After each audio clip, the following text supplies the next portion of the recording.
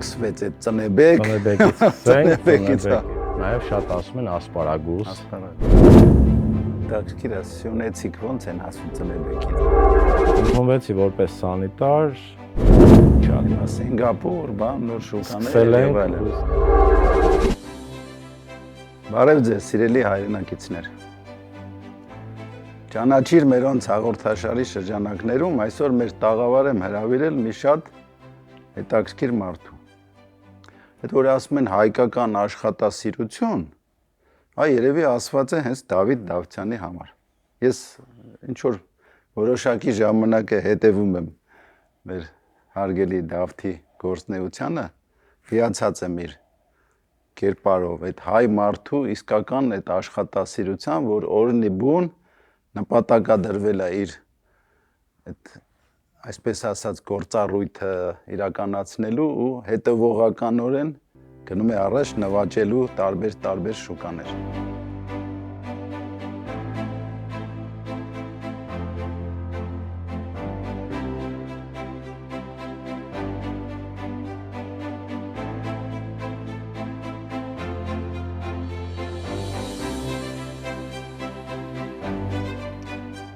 Բարև ձեզ, պարոն Դավթյան, Դավիթ ջան, ոնց եղավ որ սկսվեց այդ ծնեբեկ։ Ծնեբեկից, ուրեմն 2010 թվին, 9-10 թվականներին տեղ գյուղում, Սյունիքի տեղ գյուղում հայրս ընդունում է հյուրեր իր ընկերներին նաև ու այս ամեն ինչի հեղինակը հիմնադիրը հայրս է, սկսենք այդտեղից ու ագրոնոմներով են իրանք լինում ու քննարկում են անում ու այդ ժամանակ նաև ծնեբեկի սերմեր են նվիրում։ Մի փոքր քանակություն ցանում ենք, աշխատում ենք ու արդեն գնալով զարգացում է տանում։ Իրականում ծնեբեկը Հայաստանում, նամանավանդ Երևանում հայտնի է որպես եվրոպական մշակույթ։ Այո, բայց Սյունիքում, Արցախում, Տավուշում ու էլի որոշ տեղեր տեղային ծնեբեկը շատ վաղուց օգտագործվել է ու շատ լավ գիտի, օրինակ սյունեցին ինչ է նշանակում ծնեբեկ։ Ու արտադրեցինք, հետո մի քիչ ավելի մեծացրեցինք ու արդեն 11-12 թվականից սկսեց հիմնական վաճառքները։ Ու այդ տեղից արդեն ծնեբեկի պատմությունը եկավ սկզբում 1000-2000 քառակուսի մետր այդքանից է եղել մեր մշակությունը, որ արդեն շուկայում երևացել ենք, որ արդեն տարիների հետ աշխատանքով զարգացել ու մեծացել ենք։ Իսկ հետաքրքիր է, սյունեցիք ոնց են ասում ծնեբեկին։ Ծնեփակ։ Ծնեփակ։ Եկեք էստամ ծնեբեկի անունները՝ ծնեփակ, ծնեբեկ, ծնեփուկ, մառաժո։ Նաև քանի որ նոր մի քիչ մշակույթ կա դրսի բառերը օգտագործելը, նորը արդեն անգլերեն բառ, այդ միջազգային բառն են օգտագործում, նախկինում էս նույնը ռուսերենով էր, նաև շատ ասում են ասպարագուս, նաև շատ հայտնի է սպարժան, անունները բազմազան են։ Որտեվ ես բառարանում եմ տեսել, ոչ այս հաղորդման համար, վաղուց որ տեսել եմ այդ ծնեբեկի հետ կապ։ Մի օր ասեցին ծնեբեկը հասկացանք, բայց ծնեփակը ինչա որ անում ես։ Սենց էլ են, որ ծնեբեկ, ծնեփակ, սենց շատ է լինում էլ այս տարբերությունը։ Իրականում այդտենց սկսեց ու արդեն ինքը դարձավ շատ լուրջ մշակույթ։ Այս պայն արդեն շատ մեծ ծավալով զբաղվում ենք, այդ պատվով պետք է ասեմ, նաև պատվով պետք է նշեմ, որ արդեն միայն մեկ տնտեսությամբ, մեր մեկ տնտեսությամբ ամենախոշորն ենք Հարավային Կովկասում։ Հողերի քանակով հետ անում եք, հա։ Այո, մենք ամեն ինչը ընտանեկան է մեր։ Ես ու եղբայրս ստարտը Սյունիքի տեղ գյուղից, հիմա հայրս այնտեղ զբաղվում, հիմա մենք Կոտայի Քարագյուղում, հիմա նաև Արմավիրում գործընկերային հիմունքներով մեծ էլի ընկերություն, անդադ այդ ոնց որ ինքը դարել է, ես չէի ասի գործ, ծնեբեկի մշակությունը ու մշակույթը մեր ընտանիքի համար ավելին է, քան գործը, որովհետև ինքը, տես ես ծնեբեկի այդ մասին խոսալուց, այսօր քանի անգամ է, սենց ենթագիտակցական ինքն եմ ասում էլի, որովհետև ինքը այդ հարգանքին արժանի է։ իրականում այն մշակաբույսն այն ոլորտն է, որ կարա գյուղերում կյանքեր փոխի։ Եթե մենք այս փոքր սեղանին դրած վազի մեջ մոտ երևի շուկայական արժեքը մի 5-7 հազար դրամի ծնեբեկ ունենք, այս փոքր տեղը։ Ու այն որ նոր մոտեցում է սա, ինքը իսկ մեր գյուղական տնտեսությունները շատ չարչարված վիճակում են ու սովորաբար եթե ուրիշ գյուղմթերք լիներ այսքան արժենալու էր մի քանի 100 կամ 1000 դրամ ընդամենը, այս շատ կարևոր է, ինքը տալիս է հնարավորություն մեր գյուղերին զարգանալու համար, ինչպես օրինակ իմ ընտանիքին է տվել հնարավորություն զարգանալու համար։ Այսինքն նաև տրանսպորտիրովկայի բեռնափոխադրման հարցը առաջանալու, այս թանկ մշակույթը տեսեք հիմա օրինակ, հա, ես ձեզ հասկացա ինչ եք արդեն ասում, նայեք, տեսեք, երբեմն լինում է իրավիճակներ, որ հարցը արդեն չտված, ես մի տեսակ եթե իմ ոլորտն է, ես արդեն զգում եմ ինչի մասին է խոսքը։ Իրականում բացառիկ է շատ կետերով ու ամենակարևորը երևի մոտ մի քանի տարի առաջ, լավ, սենց ասեմ, մենք հաղթահարեցինք ամենամեծ կոմպլեքսը, որտեղ մենք էինք զբաղվում մենակ, այդ միայնակ լինելու կոմպլեքսը, մասնագիտականը մարդկանց հետ կիսվելու, դա շատ մեծ բան է։ Եթե դու մշակությունը բերում ես ու ինքը քո մոտ փոփոխություն է տալիս, դու միշտ ենթագիտակցորեն ուզում ես ավելի մեծանաս ու դու լինես միակը ու քեզ չխանգարեն։ Սա շատ կարևոր է։ Բայց եկավ մի պահ, որ հիմնականում արդեն սկսեցինք արտահանել ու հիմա արդեն արտահանումը կազմում է 80-90%-ը։ Գալիս է մի շրջան, երբ որ դու տենց ինքդ քո հետ խոսալուց հասկանում ես, էլի, որ քո հայրենակիցը քեզ էլ չի կարա խանգարի։ Այսինքն դու խնդիր չունես տեղական շուկայի, դու խնդիր չունես քո ստացածը այստեղ ծախելու։ Դու արտահանում ես եւ ինքը պայմանական, եթե արտահանենք Դուբայ, ինքը քեզ կարա խանգարի այնքան, ինչքան աշխարհի մնացած կետերի մնացած մարդիկ։ Բայց հետո հասկանում ես, որ քո հայրենակիցը քեզ կարա գործընկեր լինի։ Այսինքն անշահախնդիր կիսվում եք ձեր փորձով։ Ես օրինակ բիզնեսի մեջ անշահախնդիրը այդքան էլ չեմ ընդունում։ Ես կիսվում եմ իմ փորձով մաքսիմում եւ ասում ստացեք մթերք, ես ձեզ գնահառաչարկ կանեմ, եթե հարմար լինի կբերեք ինձ մոտ մթերման։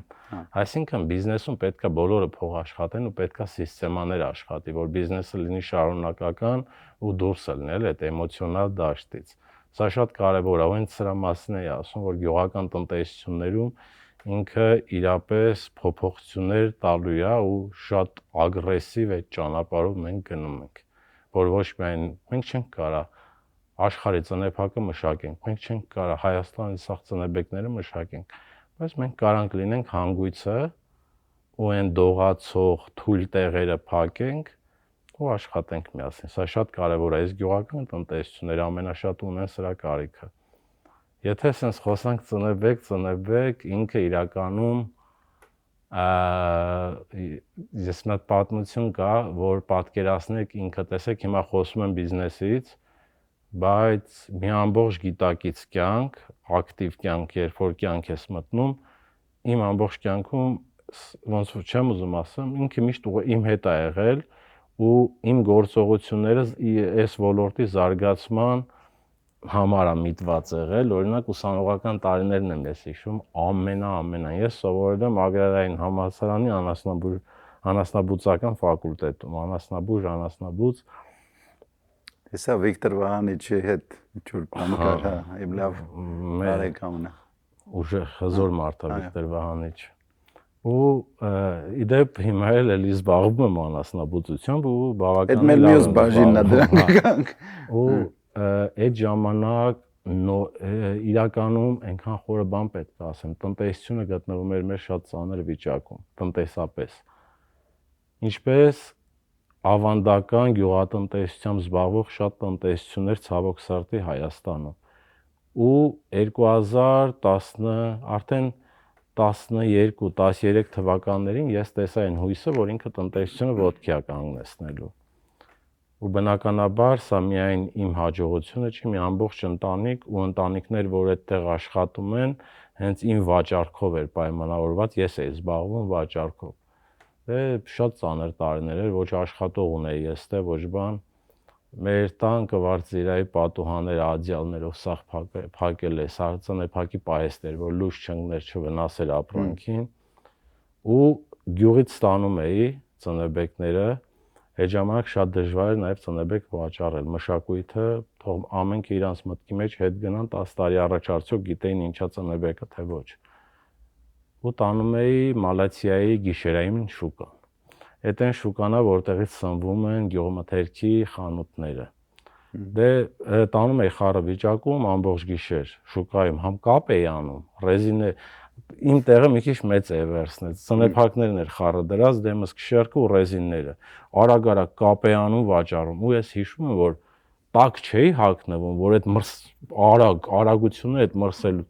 անում ծախում է ու առավոտը բացվում էր։ Որ առավոտը բացվում է, ես էլ ուսանող եմ, պիտի այդքան համասարան չհանեն դուրս շպրտեն, էլի։ Ծնեփակի շրջանն է, առաջինը ծնեփակն է, վերջ։ Հետո դասերը տեղը կգցեմ, սենց եմ մտածում։ Կարմրա ծաշկերով, այսենց այդ դասերին միշտ նստում էի սենց։ Մարդ որ սաղ քիշեր ծնեփակա ծախե դասի, ինձ է պետքա դասին։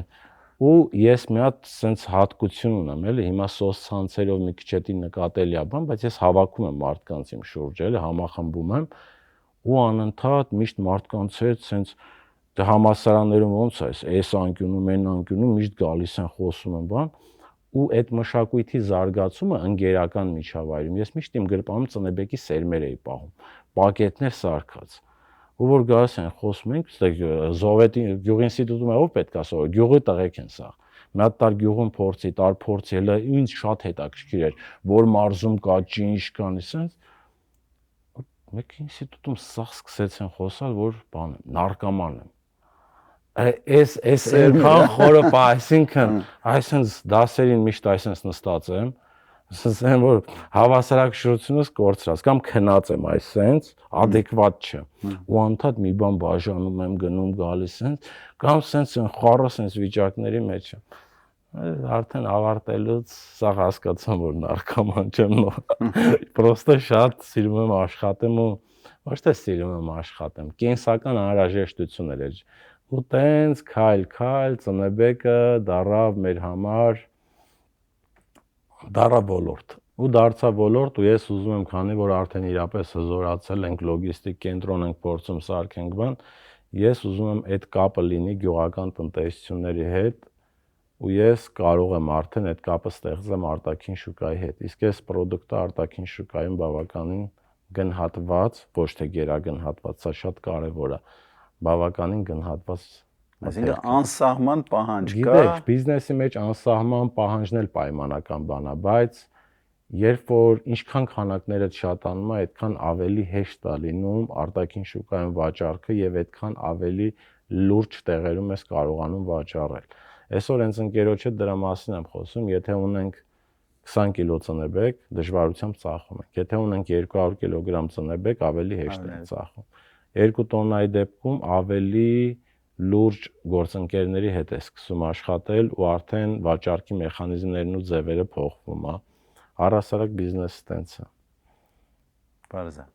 Մեր հանդիպման նպատակը ես իզուր չէ որ փորձել եմ որ նաև ներկայանալի լինի, ինչ որտեղ վարակիչ լինի մեր հանրության համար, այն ինչ որ ասում եք Դավիթ ջան, որ շատերը տես ոնց որ թե առաջվա նման Արդիկ ոնց որ այդքան աշխատասեր չեն։ Գյուղացին մի քիչ ավելի ծորացել է, չէ՞։ Ես, տեսեք։ Ես նաև այս մասին եմ շատ այսպես քննարկումներ ունեցել։ Ես ապրում եմ Երևանում։ Ամեն օր առավոտյան ժամը 6-ին իմ արթնանալն է, այտենց 7-ից ճանապարհների վրա եմ, 7-7:30-ից ճանապարհների վրա եմ ու ինչ որ մարզ եմ գնում։ Կոտայ, Քարմավիր, գուցե Սյունիք Միայն այս մեր տնտեսությունները, մեր ընտանիքի պատկանող տնտեսությունները, ու ես գիտեք ինչ եմ նկատում, հենց Երևանը դուրս են գալի մարզային ճանապարհը սկսում է, խցանում դեպի Երևան։ Այսինքն առավոտյան գյուղը Երևանամերձ ամբողջությամբ գալիս են Երևանում աշխատեն։ Խցանում առավոտյան ժամին։ երբ Երևանում դեռ դատարկ է երթևեկը։ Ու միևնույն ժամանակ ես մի հատ թիվ եմ ուզում ասեմ, հողերի միայն պաշտոնապես մոտավորապես 50%-ը չի մշակվում Հայաստանում։ Այսինքն այդ մարդը չի զբաղվում իր գյուղատնտեսությամբ, չի մշակում հողը, գալիս է Երևանում բանվորություն աշխատում։ Բայց ես չեմ մեղադրում, քանի որ այստեղ ավելի շատ ունենք խնդիր, որ մարդիկ հողի հետ անարդյունավետ աշխատելու պատճառով կորցրել են հույսն ու հավատը։ Ու հենց հավատացեք այդքանը հեշտ չի լինել հանրային աշխատել հանրային, բայց ես իմ այդ սոցիալական պարտքն եմ համարում մարդկանց ցույց տամ, որ հնարավոր է, ստացվում է լավ ու ամենակարևորը կարելի է լավ ապրել քո գյուղի, քո ունեցածը ճիշտ կառավարելու եւ աշխատելու հաշվին։ Այստեղ ունենք խնդիր, այո, մարդիկ գալիս են, ստե աշխատում են, դա նրա համար է, որովհետև իրանք հողի հետ իրական հաղորդակցման խնդիր ունեն։ Այդ հիմիկվա ծուլություն չասենք, այդ հիասթափությունը կամ ինչ-որ տեղ անարդյունավետը բերել է նրան, որ մարդիկ խուսափում են, ասում են ավելի լավ է ինչ-որ որոշակ է։ Ցավոք սրտի հողը մշակելը ոչ միայն ընտանիքի տնտեսական խնդիրն է, պետության տնտեսության խնդիրն է, այլ նաև պետության անվտանգության խնդիրն է։ Եվ ցավոք սրտի չմշակելով, գիտեք, իրականում օրինակ գուցե իմ ասածը մի քիչ գռեհիկ հնչի, բայց անկախ սուբսիդավորման չափից եւ տեսակից, միևնույնն է, ես վարելու եմ գյուղատնտեսություն ու զբաղվելու եմ։ Սա չդիտարկվի։ Ես նկատի ունեմ ոչ պարտադիր, ասենք լինում են ֆորս մաժորային իրադրություններ։ Պետք է ավելի շատ, գիտեք, ինչ ձև։ Օրինակ ես շաբաթական օրեր ունեմ, որ մեր հանդիպումների օրերն է, որ մարդիկ ուզում են գյուղատնտեսությամբ զբաղվեն, այդ օրը տրամադրում եմ այդ հանդիպումներին,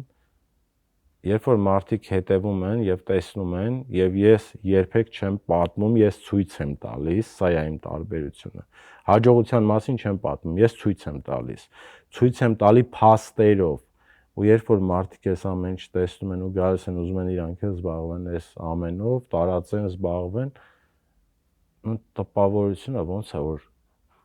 սենց ուրախություն, ոնց որ վերածնվեն, սենց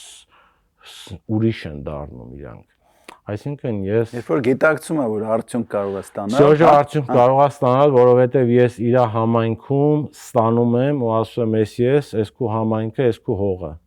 Կամ ասում եմ, ես դու, ես քո հողը, ես հարակից համայնքի հողը, նույնն է։ Ուղղակի ոչ թե պետքա սենց անել, այլ պետքա սենց անել, ես սենց եմ անում, այ սենց արել եմ, սենց եմ ստացել։ Այ սենց պետքա լինել։ Այս ամենալավ տարբերակն է ու ամենաաշխատող տարբերակն է։ Իսկ ինչ վերաբերում է սեզոնայնությամբ, շատ կարևոր բան եք ասում, մեր հարստությունն է սեզոնայնությունը։ Նույն ծնեբեկի օրինակը բերեմ, երբ որ եւ ծնեբեկը տարեկան 2 ամիս է բերք տալիս, տարեկան։ Երբ որ ես ունեմ Արմավիրում հողեր, ունեմ Սյունիքում հողեր, ունեմ Կոտայքում հողեր եւ ունեմ հողեր ամենաբարձրադիր գոտիներում։ Այս 2 ամիսը շատ շուտ է սկսում։ Այնտեղի 2 ամիսը ուշ։ Այսինքն արտաքին, այո, հենց գծային։ Արտաքին շուկայում ես 2 ամիս ներկայանալու փոխարեն կարողանում եմ 4-5, նույնիսկ 5.5 ամիս ներկայանամ ստաբիլ։ Սա մեր հարստությունն է։ Աստված մեզ հզոր պետություն է տվել, հզոր հնարավորություններով։ Ուղղակի խնդիրը մեր օգտագործելու, կիրառելու եւ աշխատելու մեջ է։ Իսկ կա ինչ որ սահմանաչափ, որ ենթադրենք այդ հողագտորը, որ սրանից ոչ պակաս, որ եկամտաբեր լինի, թե կարևոր չի։ Ես մի հատ, առհասարակ կա չափ, որ առհասարակ մեր հանրապետության գլխավոր խնդիրներից մեկը հողերի խիստ մասնատված լինելն է։ Գիտեք, այդքան էլ լավ չի, որ մեկ համայնքում, գյուղում կա 700 կտոր փոքր հողակտոր, որտեղ անարդյունավետ է եւ ջրամբար կառուցելը, եւ ջրի համակարգ կառուցելը, եւ տեխնիկա շահագործելը, բայց երբ որ 700-ի փոխարեն լինի 100 միջին կտոր, արդյունավետությունն ու տնտեսական հաշվարկները ամբողջությամբ փոխվում են։ Այո, այս խնդիրը ունենք, մեր հողակտորները շատ մասնատված են, բայց հենց նաեւ երկրորդ կարևոր բանը սա է, որ մասնատված փոքր հողակտորում մեծ արժեք ստանալու համար պետք է ընտրենք այնպիսի մշակություններ, որոնք մեծ էֆեկտ ու ծածկողականություն ունեն։ Սա շատ կարևոր է։ Ես հենց այդ ամեն ինչը ցույց տալու համար Տավուշու ՄԱԿ-ի հետ մի հատ ծրագիր եմ անում 35 տավուշցի կանանց տնամերձերում, ամենափոքրն է դե տնամերձը 300 քառակուսի հողակտորում ծնեբեկի մշակություն։ Ու իմ նպատակը այստեղ բացարձակապես տնտեսական էֆեկտ, տնտեսական ինչ-որ շահույթ ստանալ, չէ որպես տնտեսություն, այլ անեմ այնպես, որ իրանք իրանց ամենաանարդյունավետ համարվող տնամերձից փող աշխատեն ու դրանից հետո արդեն հասկանալու ենք դաշտի ունեցածի արժեքի մասին։ Իհարկե։ Գյուղատնտեսությունը դե իմ խոսքն է, չէ՞, այդ գյուղատնտեսությունը կյանք է։ Հենց գյուղատնտեսությունը ինքը երկարաժամկետ արդյունք ստանալու համար դու չես կարա այսօր ամենակարճաժամկետը էդի 1 տարի, 2 տարի պետքա սպասես, որ սերմը գցես, գյուղատնտեսությունը սա է։ Այսինքն նաև մենք պետք է հասկանանք, որ գյուղատնտեսություն, գյուղ է, արի նույնն է։ Մեր գյուղերի առողջացման համար երկարաժամկետ աշխատանքներ պետք է տանենք։ Կարճաժամկետը ոնց որ գլխացավի դեղ խմել մի քանի ժամ հանգիստ լինելու նման ինչ-որ բան է։ Իսկ մեզ պետք է բուժում։ Այս բուժումը առհասարակ երկարաժամկետ գործ է։ Հիմա այստեղ կա պետության դերի կարևորությունը, թե սենց մասնավորը։ Չէ, գիտեք ինչ, նախ առաջինը հենց դե երկու կողմ է, պետություն ժողովուրդ, իշխանություն ժողովուրդ, չգիտեմ, ոլորտի պատասխանատուները ժողովուրդ։ Ես մի բան եմ ուզում, որ երկու կողմը իրար հետ ներդաշնակ լինի։ Դե ամեն ինչում հարմոնիա պետք է։ Այս ներդաշնակությունը, այսինքն եթե ստե ինչ-որ ծրագիր ենք անում գյուղի զարգացման համար, ծրագրի շահառուն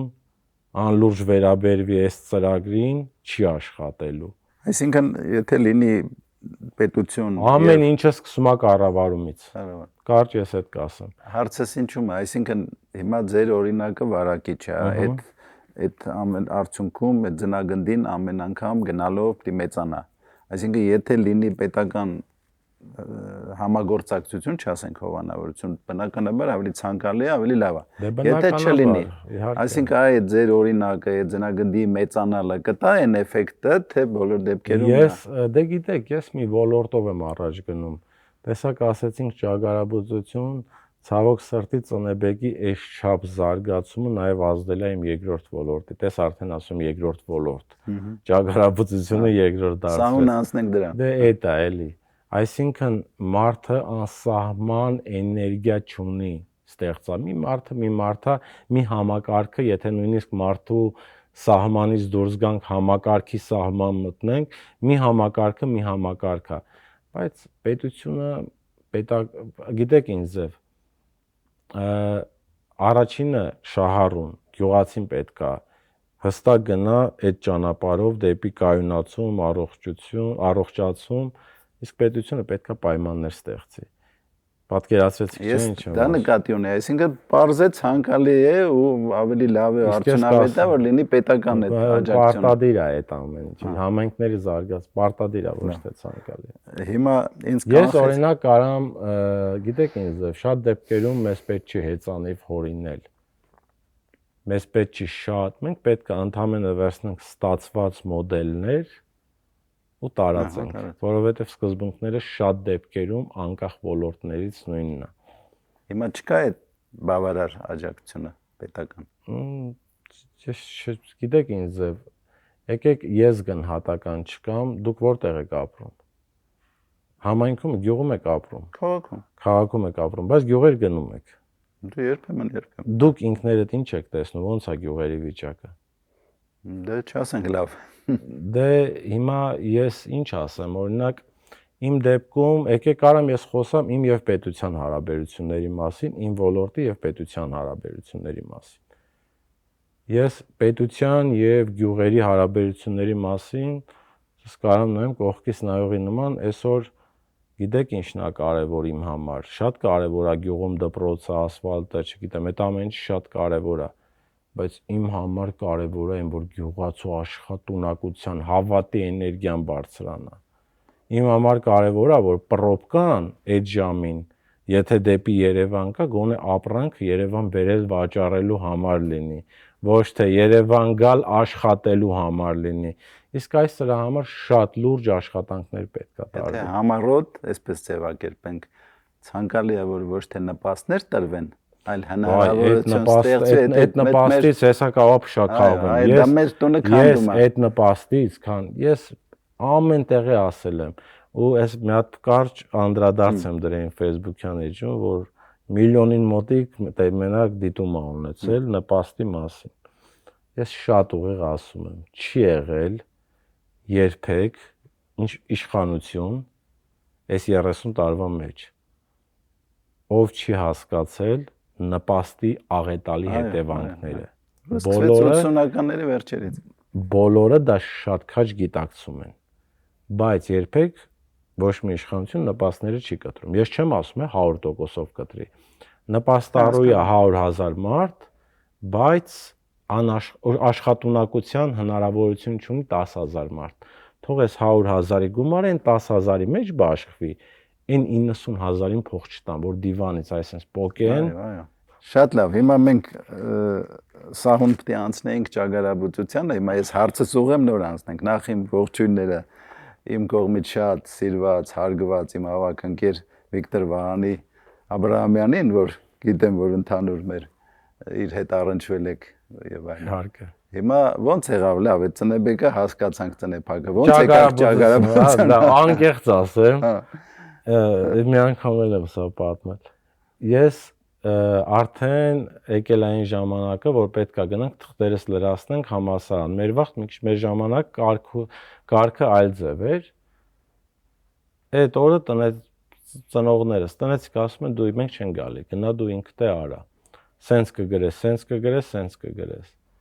Ես մի քիչ Էլ որպես անասնաբույր։ Ես էլ համալսարան չեմ քննություններից առաջ նշում եմ որտեղի համար եմ դիմում։ Ես պարապում եմ կենսաբանություն, պարապում եմ ֆիզիկա։ Մի քանի տեղ կարամ ընդունեմ, ասել են ամենավերջինը կգրես անասնաբուծական։ Այն նավսյակ է, էլի, որովհետև դա քիչ դիմորդ ալնում, ոնց ելնի կընդունեմ։ Ես գնում եմ, եթե չեմ սխալվում, այդ ժամանակ նոր էր բացվել ագրոբիզնես։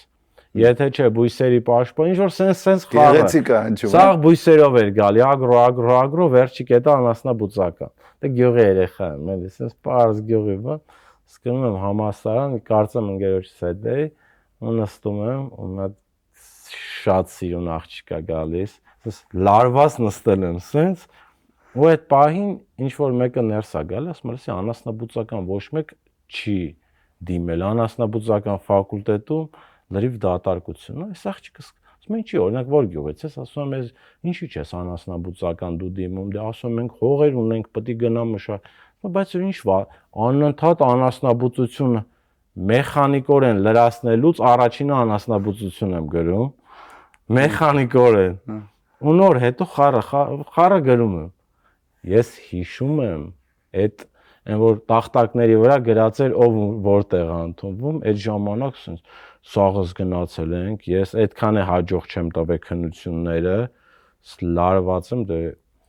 հայրս էմոցիոնալ է շատ, էլի, դե կռված մարդ, մի քիչ ուրիշ ձևի է, էլի, շատ բռն, բան, նայում է, ոչ մի տեղ չկա, այդ նախընտրած մասնագիտությունները, էլի,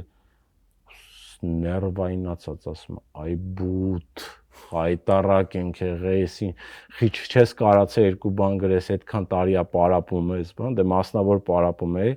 զորով էլ տենց շատ ծանր է, էլի սոցիալական այդ հազիվ այդ վարձերը տալիս են, մեկը հելնելուց նավսյակ են, որ անասնաբուծականն ենք նայում, անասնաբուծական ընդունվել եմ, ու այն ժամանակ կար բանակ գնալ, բանակ չգնալ, փաստորեն լավ էլ բալերով եմ ընդունվել, ուղղակի սխալ եմ գրած եղել ու բանակ էլ չպետք է գնամ, բայց քանի որ ընդունվել եմ անասնաբուծական, ես պետք է ընդունվեի ագրոնոմիա, ես որոշում եմ, որ իմ համար այդքան է կարևոր չէ անասնաբուծական գնալը, տենց սիրտս չկպնի, էլի։ Ու ես հիշում եմ, որ մի տարի սովորելուց հետո շատ վատ, մոտավորապես, արդեն Ունես խնդիրներ առաջացա, հերս եկա, որ այդ հարցերը կարգավորի, իսկ հորս շատ են հարգում այդքան տարի անց, որովհետև շատ լավ է սովորել, էլի, ագրոնոմիականում, մտավ իր ընկերները, կուրսընկերները, հին դասախոսներից են մնա։ Եկե ասեց, բան անենք, էլի, մտավ ու գնացինք, ուր մտավ, որ դասախոսի մոտ մտավ, ասին, դաժե եղավ դասախոս, ասեց, ով է, այս երեխեն ով է, քուսանով, ասում դասից եկել է, որ իմանա, իմ ուսան, դեից դուս եկանք, ու այդ ժամանակ շատեր ընդունվում էին, որ բանակը մի 3-4 տարի ուշ գնան, էլի, ասեց, լսի ուշադիր ինչ եմ ասում, ես առավոտի ծիրիգուն չեմ գնալու, էլի, մենք կողք ենալ, բարբա կպնել, հողերի հետ առավոտի ծիրիգուն ես չեմ եթալու, կողք ենամ, դու ստեգաս դասի չետաս, ռադդ քաշի գնա բանակ, ու գնացի մտա դեկանատ, աս եկել եմ դիմում գրեմ բանակ, ասեն, ու դու անորմալ չես, ով է գալի դիմում գրում բանակ, աս չէ, բանակ եմ գնում, բանակում այդ շատ ճիշտ է, որ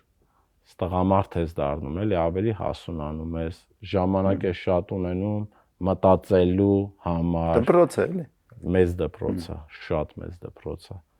բանակից հետո արդեն եկա ու մի տարում դե բնականաբար իմ շարունակեցի անասնաբուծականում ու մի քանի օր հետո ընդունվեցի աշխատանքի ճագարաբուծարանում որպես սանիտար, որովհետև արդեն ամոթ էր էլի որ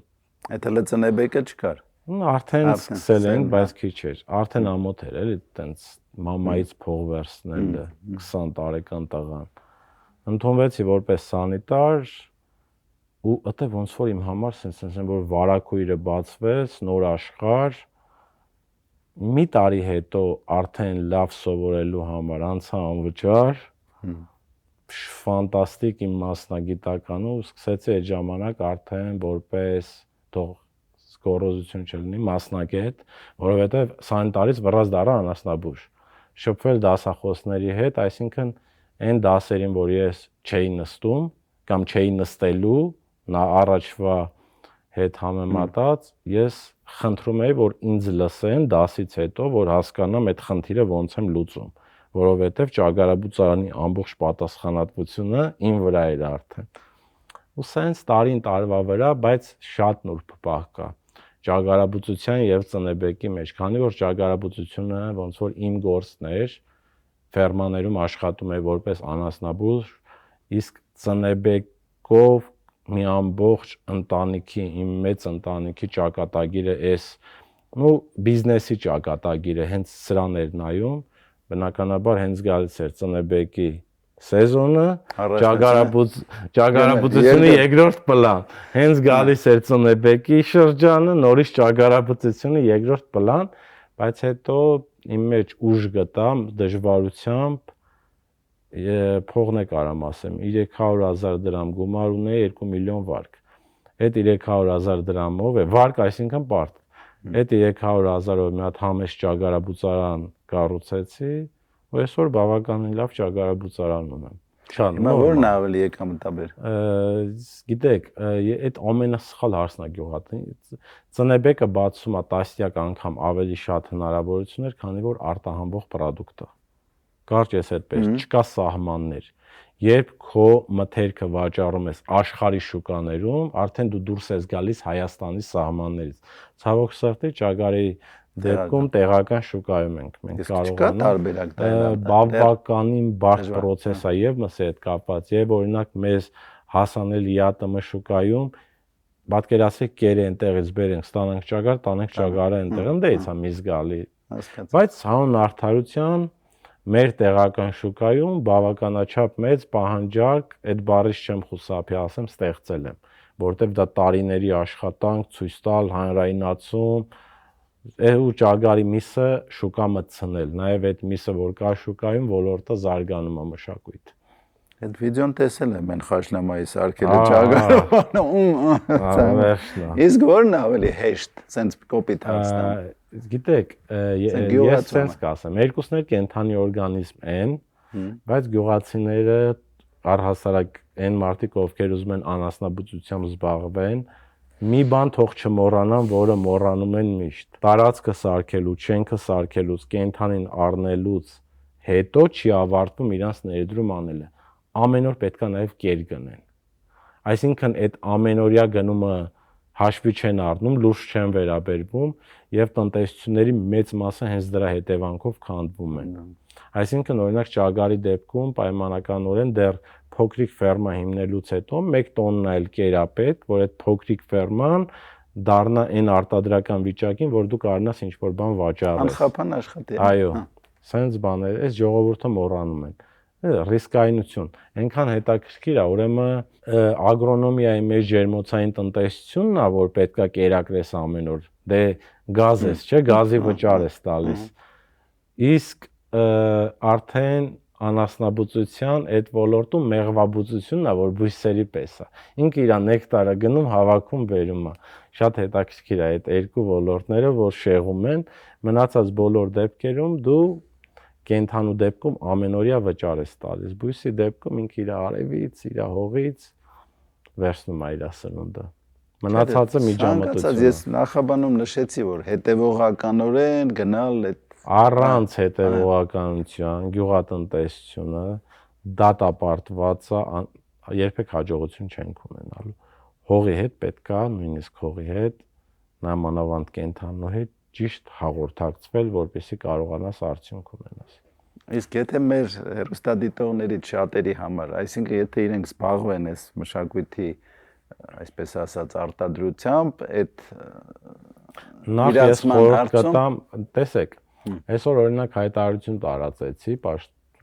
ասեցի, որ ամենայն պատասխանատվությամբ այս շուկաների փակվելու հետ կապված ես հայտարարում եմ, որ ինչքան ապրանք այս սրանից բարակնել եմ ցույց տվել, որովհետև ստեղ ավելի հաստերն է։ Ինչքան բարակ բերեք, 2000 դրամով ձեզնից առնում եմ։ Այսինքն ես առնում եմ մի գնով, որ միջին տնտեսության դեպքում մի քանի անգամ ոչ թե տոկոս, իրանք մեջը շահույթ են ունենալու, որովհետև կապ չունի։ Ցնեբեկը ունի բացառիկ հատկություններ, կարանք իրան սառեցնենք, կարանք իրան պահածոյացնենք, ու ամենակարևորը, կարանք իրան չհավաքենք այս տարի, եկող տարի 2 անգամ շատ հավաքենք։ Իսկ Ծիրանի դեպքում մի տարի չի մնալու, իսկ սենց ինչ իրան եթե չհավաքենք դառնալու է ծառ, զարգացնի արմատային համակարգը, այդ արմատից եկող տարի շատ ծնեբեկներ է։ Այսինքն ինքը ունիկալ է, լայն հնարավորություններ է բացում։ Ճագարը չունի այդ հնարավորությունները, բայց չի ասի վատ բիզնես է, քան չեմ համեմատի, էլի։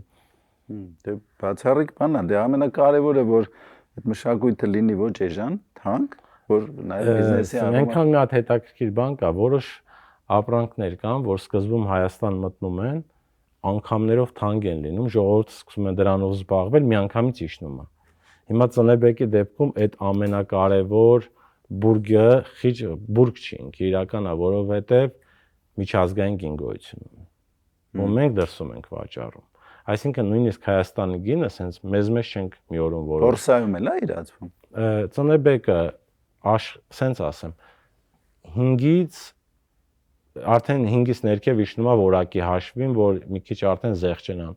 5-ից մինչև $15 տարբեր, ըստ սեզոնի, ըստ որակի, ըստ շուկայի, այս իր միջազգային գինն է։ Դե ես տեղեկացված եմ։ 5-ից չէ, դաժե ես կասեի 6-7-ից երբեմն։ 5 շատ քիչ է լինում։ Սինգապուր, բան, նոր շուկաներ եւ այլն։ Հուսանք, Աստծո։ Արի առաջ, եկեք շատ հələ չխոսանք։ Ինքը մի հատ պուճուր երեխա է, էլի։ Մի հատ 40-ից հանենք այս երեխուն։ Նոր այդ մասին արդեն հաջողություն եմ մաղթում այդ նախաձեռնությանը։ Հիմա այն մեր վերջին ոչ պակաս կարևոր հատվածն էլ այդ պատմություններով մի քանի ինչ հետաքրքիր։ Դե պատմությունները ասեց, էլ նարկոմանը մեզ Ծնեբեկի ձեռը դարել, էլ ոնց եմ համալսարան ընդունվել, չգիտեմ։ Առհասարակ գյուղը ինքը իրանով ամեն օրը դա պատմություն է, որովհետև ես սենց կասեմ, էլի այդ մասը։ Դու ապրում ես, օրինակ ինձ ասում են չես հոգնում։ Ես ուզում եմ այդ սենց ուղիղ եթեր մտնեմ ամեն օր, ասում եմ ժողովուրդ, նայեք ստե հոգնել հնարավոր է, այսինքն երբ որ դուք 4 պատի մեջ սաղ օրը կրկված աշխատում եք, օրը գալիս է, փախտում եք մի հատ քաղաքից դուրս 10 օրով հանգստանաք գաք, այդ ձեր արձակուրդը տարեկան 1-2 անգամ։ Ես ամեն օր այդ միջավայրում եմ։ Այդ միջավայրը եւ սնուցող է եւ օրգանիկ է։ Իսկ այդ միջավայրում նաեւ մարդիկ են օրգանիկ, միջավայրն է օրգանիկ, ու ամեն ինչը շատ ուրիշ ձև է, էլի մեզ մոտ։ Չէ, եթե դու ես իմ վրա վերցնեմ օրինակ, եթե դու տեսնում ես, որ քո արած գործը արդյունք սկզբում հաճույքով ես անում, դու տեսնում ես, որ քո արածի արդյունքն ես դու տեսնելու, այն արդեն եկող ստեղծագործություն ոնց որ լինի, էլի, ավելի շատ ոնց որ sense մի հատ գործ, ոնց է որ նկարիչը նկարում է, sense էլ դու ցանում ես, սերվում ես, վերջում sense մի հատ պատկեր ես տեսնում։ Այդ սերը եթե կա, հողը 10 անգամ ավել հետ է տալու։ Եթե դու չոր հաշվարկներով մտնում ես որպես բիզնես, գործ չունես, ունեցածդ է վարի կտաս այդ հողերի վրա, չես կարա էֆեկտ ու արդյունք ունենաս։ Այդ է գյուղատնտեսություն։ Լավ, իսկ իմ նման դիլետանտ ինչ որ մեկը որ փորձի զբաղվել։ Ես չէի ասի։ Գիտեք ինձ է, սա մի հատ աշխարհում ընդունված պրակտիկա է։ Մի շրջան հետո, չգիտեմ ինչից է, ասում եմ բոլորը մոտ են գնում հողին։ Դա Օրինակ Սևակը բոբիկանում էր որ գնա։ Օրինակ ֆանտաստիկ է, ես հետևում եմ, ես ոչ թե ես ժամանակ չունեմ, էլի էջերբան հետևելու, որովհետև այդ պահը կարողա թվա այդ սոցիալական ցանցերում ակտիվեմ, իմը մի հատ տեսանյութը դնում փագում գնում եմ ես։ Իմը մի հատ այդ դնելու պահն է, մեկ այդ մի քանի րոպեն, էլի, որ հասկանամ ճիշտ ձևով ա գնում, թե չէ։ Օրինակ Դեվիդ Բեքհեմը աշխարհը արժանացած սաղ ամեն ինչ թողել է, փոքրիկ ֆերմերությամբ է զբաղվում։ Հիմա։ Հա, ու ֆերմերային բլոգ ա վարում։ Ոնց անում, ինչ է աճեցնում, ինքը իրականում մի ուրիշ աշխարհ է։ Բայց իր Մայամին բան է։ Ես եւ Մայամիում է անում է։ Ինչ եմ ուզում ասեմ, ֆերմերությունը դա գործ չի ու այո, բայց ես մի հատ առաջարկ ունեմ։ Փոքր քանակությամբ սկսում ենք, ուզում եք ճագարաբուծություն, օրինակ դուք մի քանի հատով սկսում ենք, կենթանու այդ հաղորդակցվելու ձևը հասկանում ենք, առանձնահատկությունները, այդ հիմնական բաները սովորում ենք, նոր արդեն եթե ուզենք ավելի մեծ, այդ ընթացքում էլ միշտ գյուղատնտեսություն տենց է, որ սկսում ես փայփայում ես, ինքը դեպի զարգացում է գնում։ Գուցե գումար տանի, բայց դեպի զարգացում։ Նոր արդեն ունեցած